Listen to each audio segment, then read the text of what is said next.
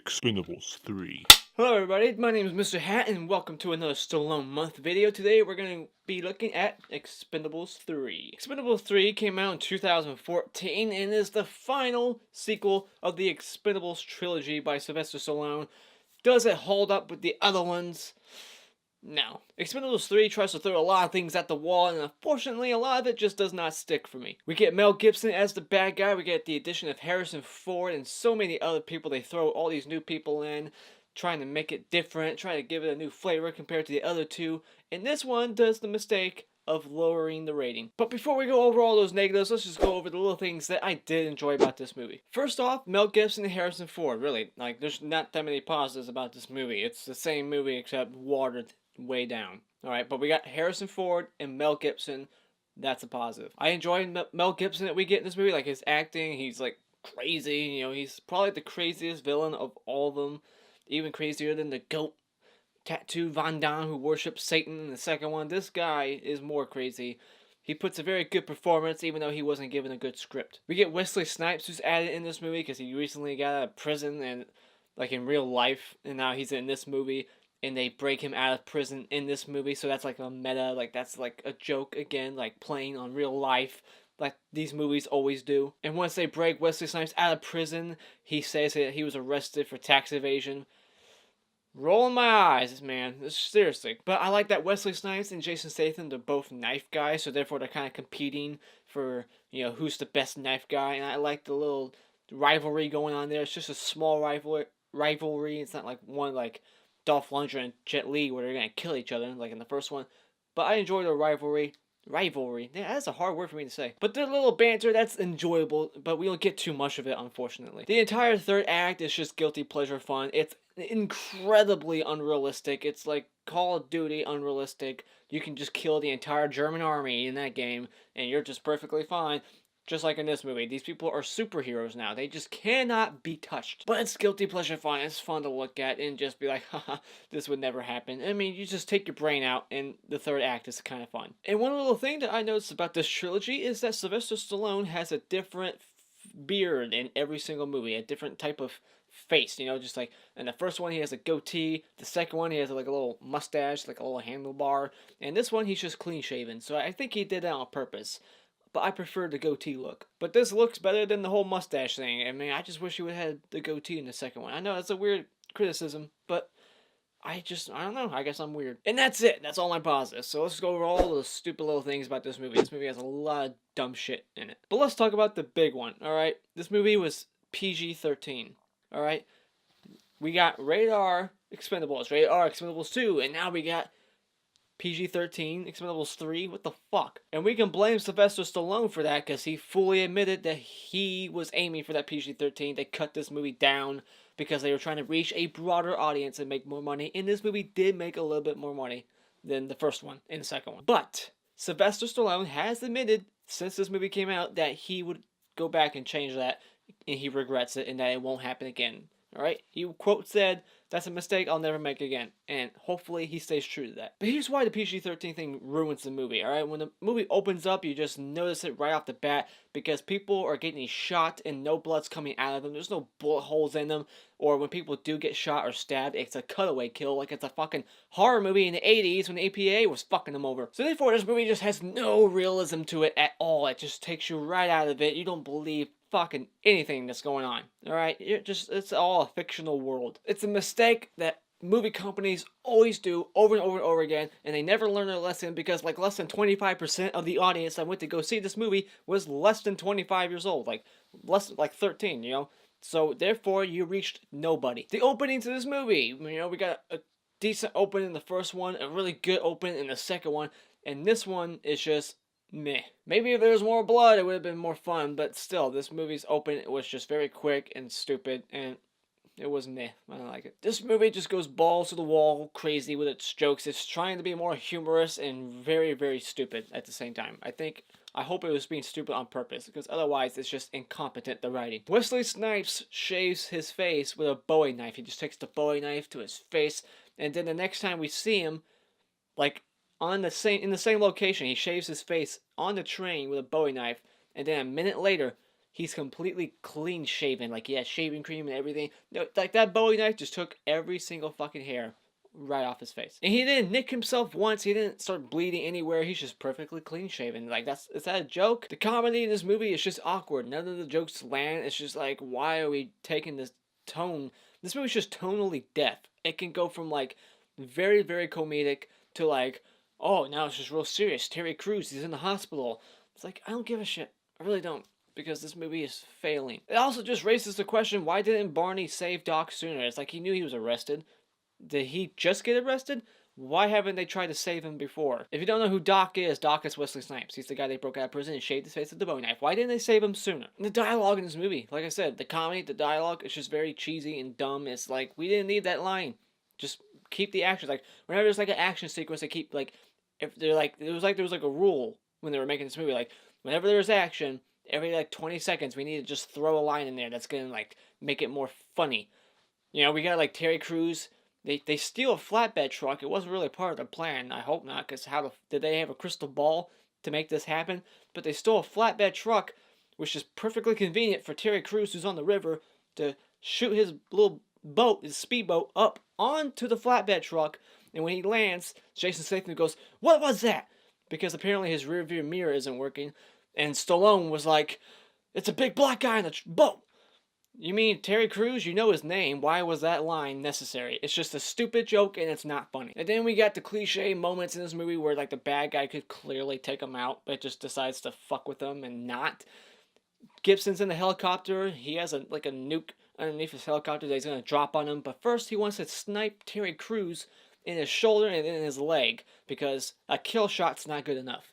He could snipe almost half the Expendables because I believe in his aim, but he chooses not to. Hashtag convenience. So now we have one less expendable in this movie, but we replace him with Wesley Snipes, you know, so we got rid of the black guy to put a new black guy in. Was that the thing that they were doing? This movie has drinking and flying again, just like the first one. I don't condone it. And then after this whole Terry Crews is like shot up and he's in the hospital, this is when the movie starts to slow down and it's boring. We get like 20 minutes of like trying to recruit people. He fires his whole crew, Stallone, and then he gets all these new people for whatever reason. Like, why? You just need new faces to go kill Gibson? It makes no sense. It's like, I just don't want to lose any of you, but I'm okay with losing these young people who have their whole lives ahead of them. That makes you a dick. One little thing that I think is bullshit, it's just so dramatic. It's TV drama. It's just to be dramatic. Who would break their TV just because they're upset? Like, really? Jason Statham's on the couch. He's upset because he was fired, just like everybody else. And he just throws his knife at the TV. Like, you're willing to break your TV just to tell the audience how pissed you are. Really? And then, hands down, we get the most annoying character who is the Jar Jar Binks of this trilogy. He is fucking annoying. He's played by Banderas. He even has an annoying name. His name's Galgo. What the fuck does that mean? His character is basically someone who just doesn't shut up. He's just talking, and he's like, I just want to be a part of the team. I just want to be a part of the team. You can trust me. This movie's just so hokey. It's stupid. Then this movie spends like 5-10 minutes setting up this plan to do some kind of like recon, reconnaissance, and go take pictures of Mel Gibson and find out once and for all, like, yeah, he does have a good security team. Okay. Yeah, you should have known that going in, dipshit. What the fuck was this whole, like, setting up this elaborate, plan and scheme just to take pictures of him? And it's like and then they already knew where his, like, little meeting was going to be later on. There's scenes in this movie that are just wasted. It's just like, Mel Gibson's buying pictures, but what for? Is he trading pictures for nukes or money? Like, they don't explain shit. It's just wasted scenes, just filling in time. All these replacements are not interesting at all. One of them's the tech guy, and the other people are all the same shitheads. They're boxers and models in real life. And we got Ronda Rousey, because she's the new hot thing, right? Let me tell you who we could have gotten, who was rumored and actually was going to sign on for this movie before Stallone was like, nah, let's just get young people. We were going to get people like Nicolas Cage, Clint Eastwood, Steven Seagal, and Jackie Chan in this movie. Those are people who said out loud that they were going to be in this movie. And then, some conflicts with, like, scheduling. And then Stallone, this is what mainly killed it, with him just being like, nah, we're gonna get young people. After Gibson captures all these people, he decides he needs to keep all of them alive. Really, he could have just kept one alive. That's all you need for leverage, just one person alive. But he keeps all of them alive because hashtag convenience. Not only that, he gives his stupid redundant speech to them that is so poorly written. It's like a cliche video game bad guy speech about, oh, I used to work for the government fucked me over, that's why I'm bad. I don't know, it's stupid. It's almost the same speech he gave in the fucking car when he was handcuffed. He just gives that speech there, and then when he has them all handcuffed, he's like, I'm gonna give you the speech and we're gonna reverse the roles. Now you're handcuffed and I'm giving the speech and you have to listen. All the bad guys in this movie are fucking stormtroopers. They do not know how to shoot or aim or anything. They just suck, and it even pisses off Mel Gibson. And that's like the one funny joke in this movie is Mel Gibson, he gets really pissed off. He's like, why can't anybody just shoot these people? You know, it's easy. Watch. Poof. And he just shoots one person right next to him. It's pretty funny. And it's only funny because that's literally a joke that's poking fun at the movie itself for being so stupid. Here's another little nitpick. Alright, Stallone, he's in the plane. Engines are rolling. Very loud. And then all of a sudden, the old Expendables, they're on the freaking runway. And Stallone, being 100 feet away, is shouting to Stallone. And they're just having this shout conversation like they could actually fucking hear each other. Bullshit. The engines are running. It's a goddamn plane. And you're all the way up here. And he's all the way over there. There's no way you guys heard what the fuck you guys just said to each other. Are you reading each other's mouths? Alright? Are you doing sign language? You know, can you lip read? Do sign language? Is that what they're doing? No, it's unrealistic. We also didn't get Bruce Willis in this movie. You know why? Because apparently, behind the scenes, he wanted $4 million for like 4 days of shooting. And they were going to give him $3 million. He's like, no, $4 million. That way I could buy my boat. It's little things like that that kind of like ruin your love for certain actors. If it's true, you're like, really? You're that fucking greedy? Come on. And like I said with my positive, the third act, it's very ludicrous. It's not believable, but you can still have fun watching it. Lots of ass kicking, but still, it's ludicrous. The final confrontation battle between, you know, Stallone and Mel Gibson, it's just, compared to the final battle in the second movie with Van Damme, it lasts like 40 seconds and it's over. He just quickly gets shot and it's over. Now, even though the entire building in Afghanistan, if that's even a real country, I've heard of a lot of Afghanistans, but I've never heard of Afghanistan. This movie is Ass, so I guess that's how they got the inspiration for this country's name. Afghanistan. But this whole building is wired to blow, and it blows up, and Stallone's in the very, very bottom of this tall, like 12, 15-story building. And he manages to get from the very bottom to the very top, the roof. And just like that, like 5 seconds, with the whole building blowing up. Completely unscathed. No one gets hurt in this movie. It's completely unrealistic. They should have took some risk and killed some people in this movie. Like have 2 or 3 people die to add more punch. But no, everyone just lives because it's all safe. This movie is probably the definition of guilty pleasure. Like seriously, that's it. Like that's the only, like, take your brain out and watch this movie and then maybe you'll enjoy it, but it's just, it's not for me.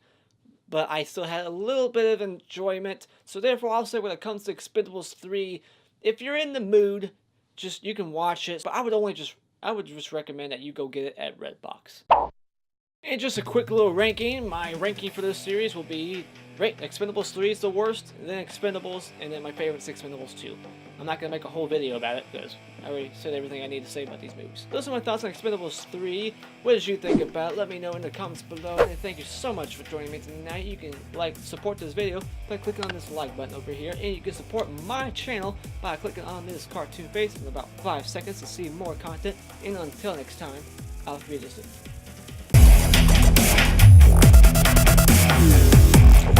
Yeah.